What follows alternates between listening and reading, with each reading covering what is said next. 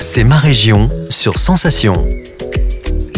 C'est ma région, c'est maintenant. Je suis parti à la rencontre de Sylvie Zedman, la directrice du musée de la Libération Général Leclerc Jean Moulin.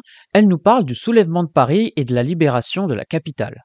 Alors cette libération de Paris n'est pas un tournant de la guerre, non. Mais symboliquement, c'est un événement énorme. Pour en comprendre la portée, en fait, il faut avoir en tête qu'en juin 1940, lorsque les armées allemandes sont entrées dans Paris le 14 juin, ça a été une sidération mondiale. Et quelques jours après, Hitler en personne est venu à Paris pour se faire photographier et filmer au Trocadéro, devant la Tour Eiffel.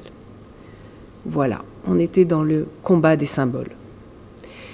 Donc, même si les Alliés n'avaient pas prévu de libérer la capitale française en 1944, le général de Gaulle a cherché à les convaincre. Il a été trouvé Eisenhower le 20 août 1944, c'est-à-dire extrêmement tardivement.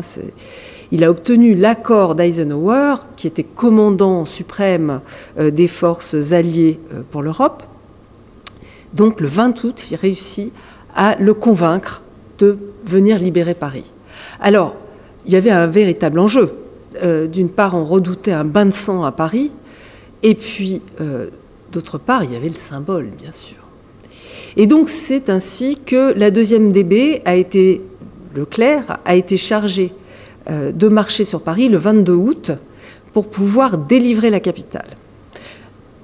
Dès le 24 août, les premiers éléments arrivent. Le 25 août, enfin, Leclerc, le gros de la division blindée, libère Paris. Et au final, donc, Paris est bel et bien libéré le 25 août au soir. Et le 26 août, le général de Gaulle défile sur les Champs-Élysées. Il y avait un monde incroyable sur les Champs-Élysées, aux fenêtres, sur les toits, aux balcons, incroyable.